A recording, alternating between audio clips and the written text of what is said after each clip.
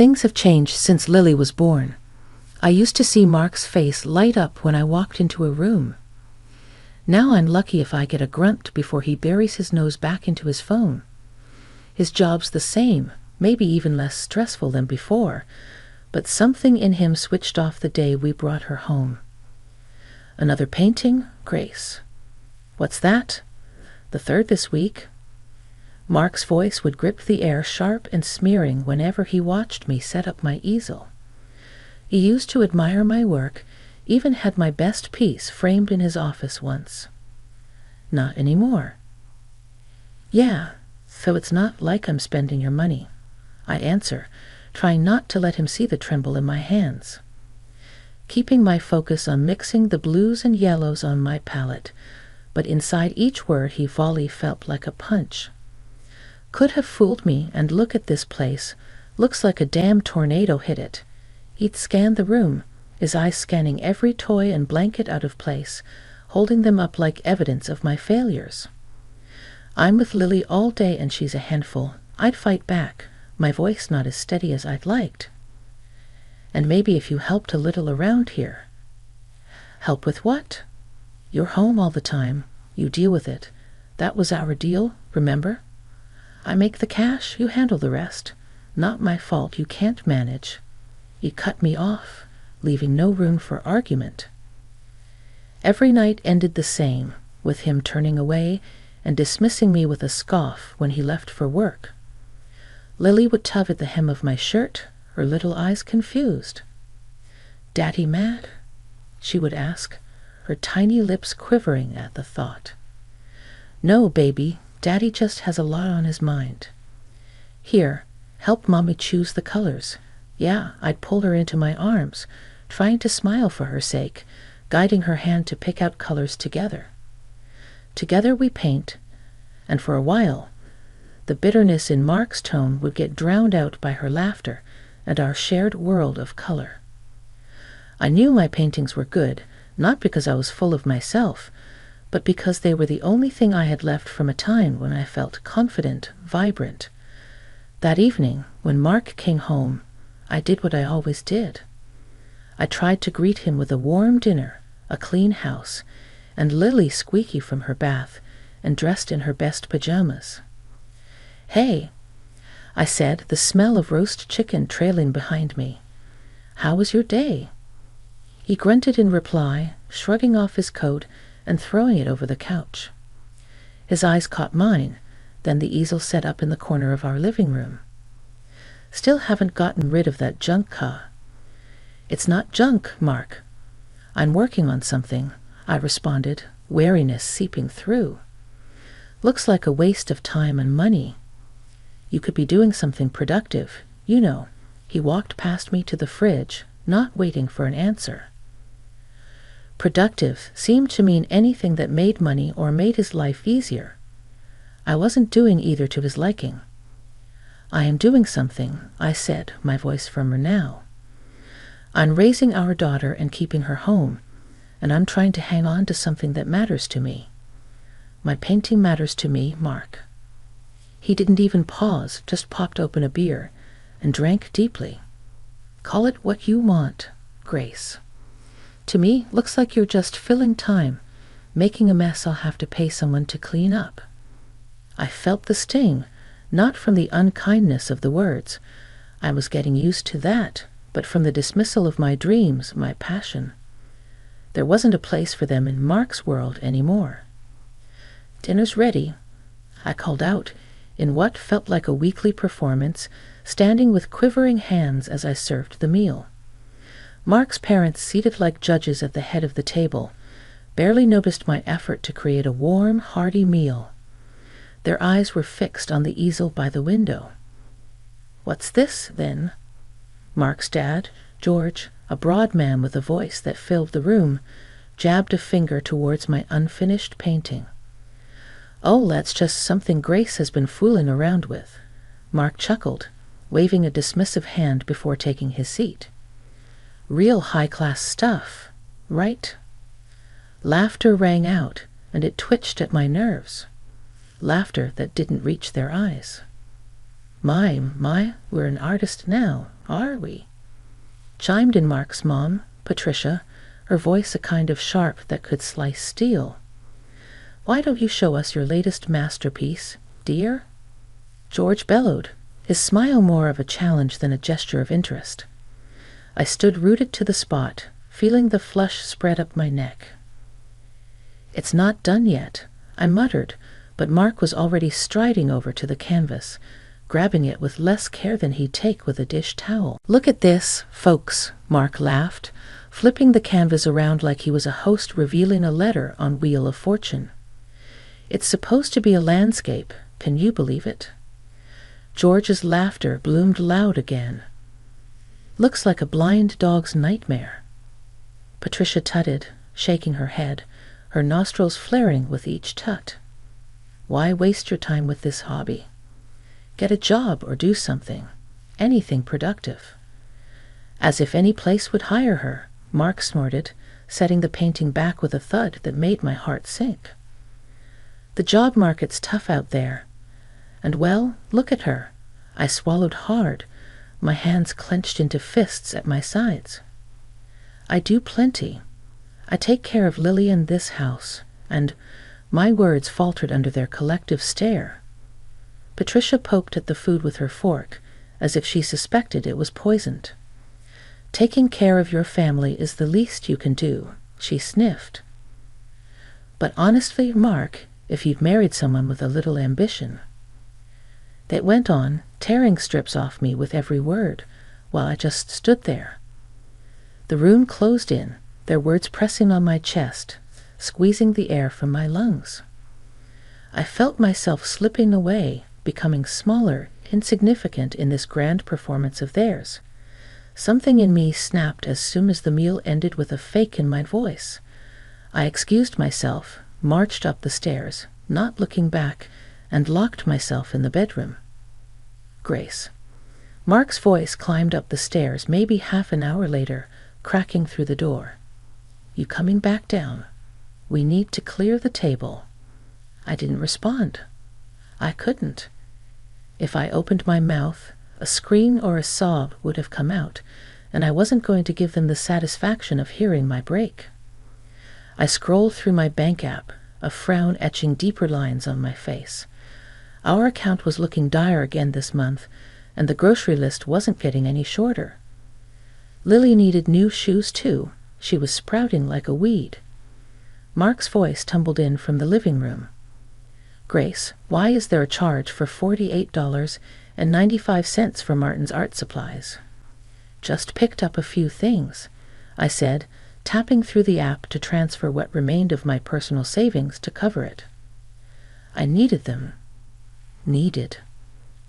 "Come on, Grace, that's money we could have put towards something important, isn't it?" His voice was flat, bored, even with a hint of something else. Was it disappointment? Frustration? I sigh. "Art is important to me, Mark, the same way your golf is important to you." I didn't mention the fact that his golf clubs cost more than a year's worth of my supplies. "Yeah, but golf is networking. It's part of my job." "What does your painting get us?" A cluttered house, and that night I painted not out of passion but frustration.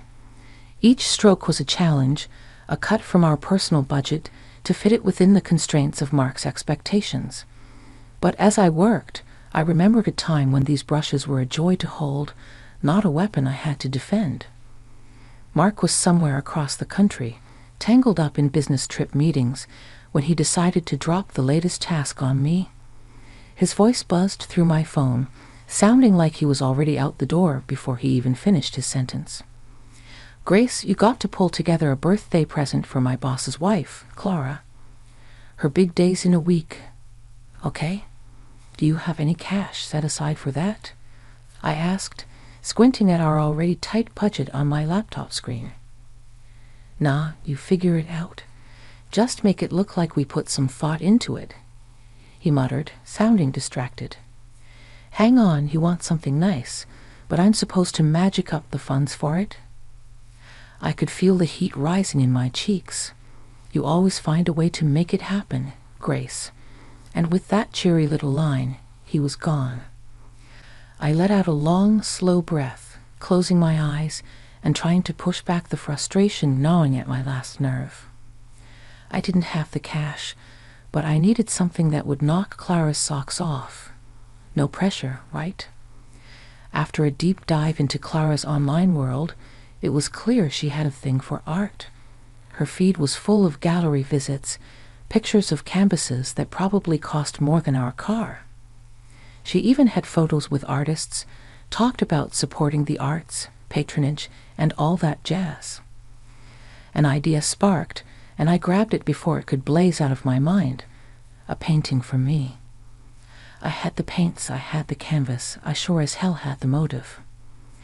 I'd give Clara something no one else could, not off some high street. I spun the idea in my mind, letting it settle. I could picture the brush strokes already, feel the drag of bristles against canvas. It would be personal, and it'd be free. Bonus. Decision made. I was going to need every minute of every day if it was going to look anything like the kind of stuff Clara posted. I pulled out my old easel, set it up in the living room, and got to work, all the while fingers crossed that my little slice of creativity would cut it in the high-stakes world of business birthday gifts. Day 1, postmark bombshell. I'm standing in the middle of my makeshift studio, a corner of the dining room I've cleared out, pushing the table against the wall. The morning light streaming in, kind of highlighting the chaos of my art supplies spread all over. Mommy, what's all this? Lily, my 6-year-old, parks herself right in the middle of the chaos, her eyes as round as the splattered paint drops on the floor. Mommy's got to make a birthday present, baby, I reply, rifling through old brushes with bristles stiffer than my back feels. For who? She asks, picking up a brush, examining the crusty edges like a pro. For a lady Daddy works with. I explain, snatching the brush from her before it becomes a makeshift sword or fairy wand. Lily's forehead scrunches up in confusion. But why can't Daddy buy something?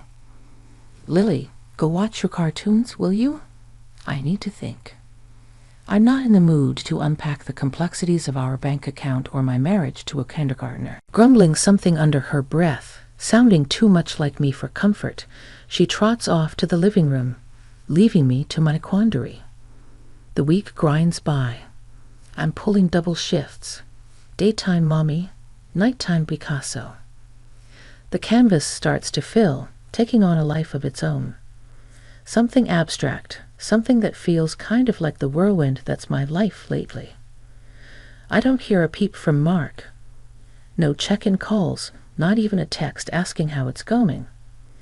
Guess he's too wrapped up in his charts and deals, and whatever he does that's too important to ring his wife. Lily, on the other hand, is my tiny shadow, always creeping back to watch me paint. You're really good, Mommy, she says on, like, what? Day 4. You should draw stuff more. I smile because that's probably the best review I'll ever get. Think so, huh? Maybe I will. The night before the big reveal, the painting's finally staring back at me done. It's not just art, it's everything I haven't been able to say or do, all poured out onto canvas. I can't sleep that night, tossing and turning, thoughts swirling in my head. What if Clara hates it? What if Mark thinks I've wasted my time? What if? But the morning comes clear and bright. The painting's wrapped up, no fancy paper, just brown parcel stuff, but neat. A nice bow from Lily's hair ribbons, because why not? So there I was, at the boss's wife's birthday bash, my arms wrapped tight around a package. The painting I hoped would be a hit. I slid through the crowd, eyes low, wishing I could blend into the wallpaper. Mark was there too, just flown in hot from his latest trip, looking every inch the man who had it all except the picture-perfect trophy wife. His eyes swept over the women, polished and perfect in their cocktail dresses, then landed on me like a ton of bricks. I saw that look on his face, like he just bit into a lemon. He looked me up and down and shook his head, just enough so only I'd notice. The room faded a bit, like someone turned down the volume on the party, and all I could hear was my heartbeat in my ears. Then his gaze zeroed in on the parcel, all wrapped up and nestled in my shaky grip. His eyes flashed, and oh boy, I knew that look. I saw the storm brewing before the first word even shot out. "What's that?" he spat, barely keeping a lid on it.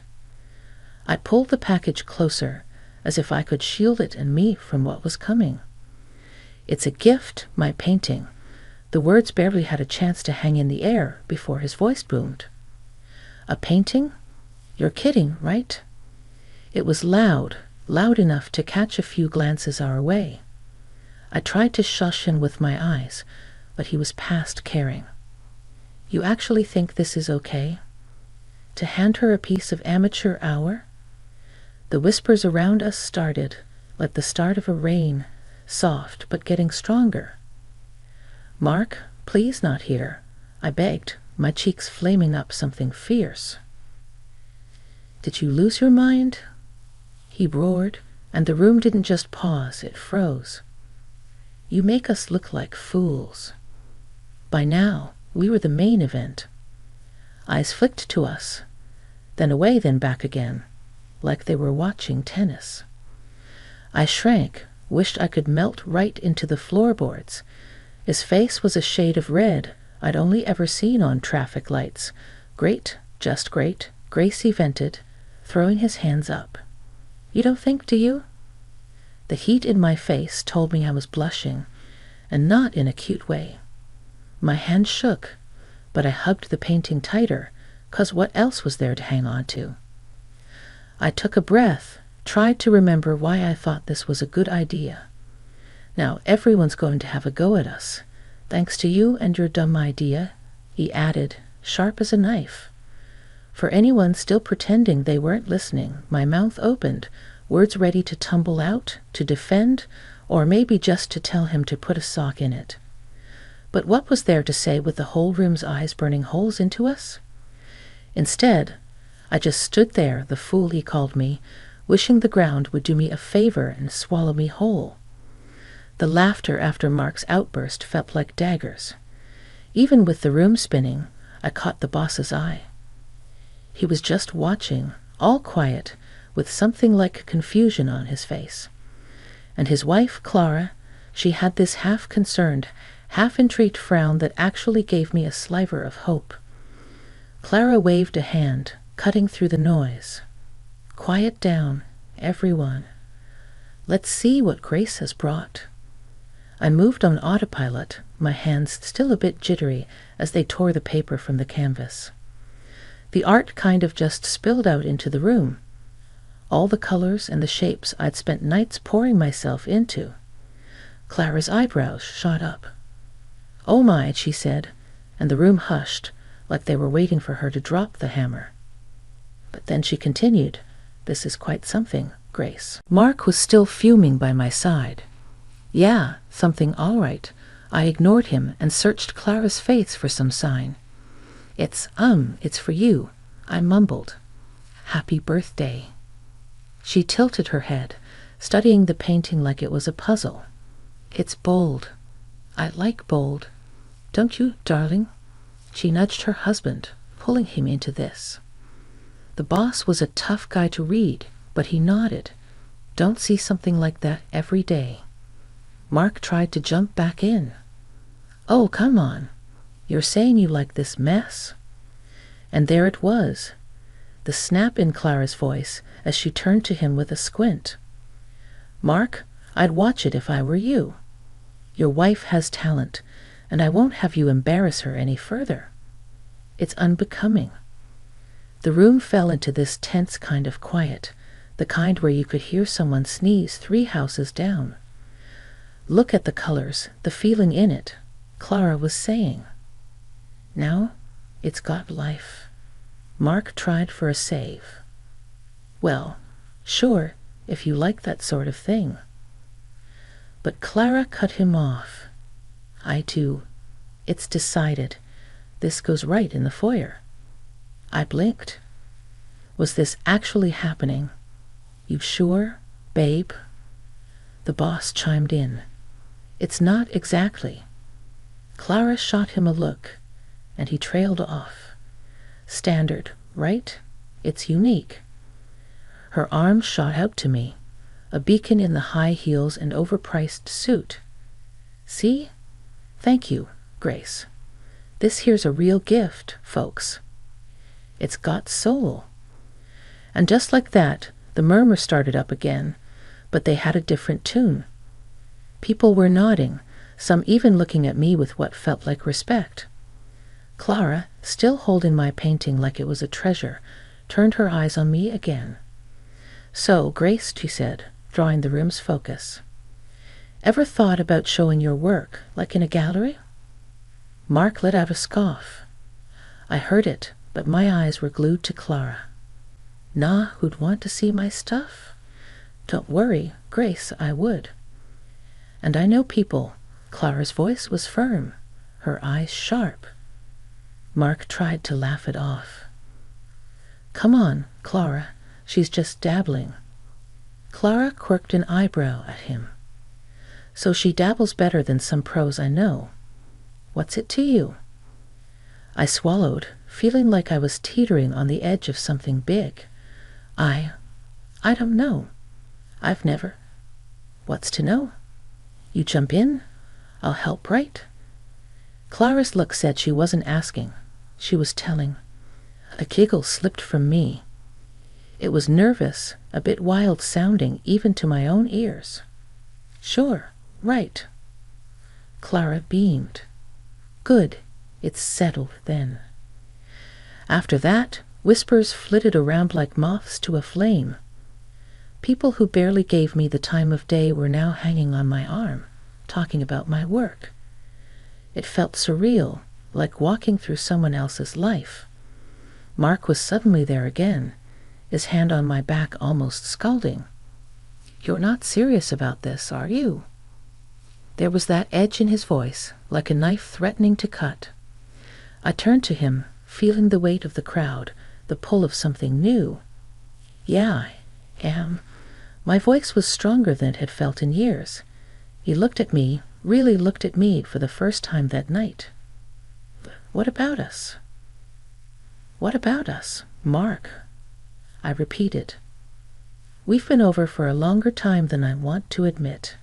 That shook him. He stepped back. I thought we were fine. I turned to face him fully. You thought wrong. The words were colder than I intended, but they needed to be said. Mark ran a hand through his hair, looking beaten. So what? We just end it. I looked down at the color splashed across the nails on my fingers, at the rings that didn't mean what they were supposed to anymore. We ended it a long time ago. Now we're just making it official. He didn't have anything to say to that. I watched him walk away, his shoulders hunched. Clara's hand touched my shoulder. You okay, hon? I nodded. I am. Thanks to you, she winked. What are friends for, right? And you, Grace. She paused, giving my shoulder a squeeze. You're going to light up this town with your art. Just you wait.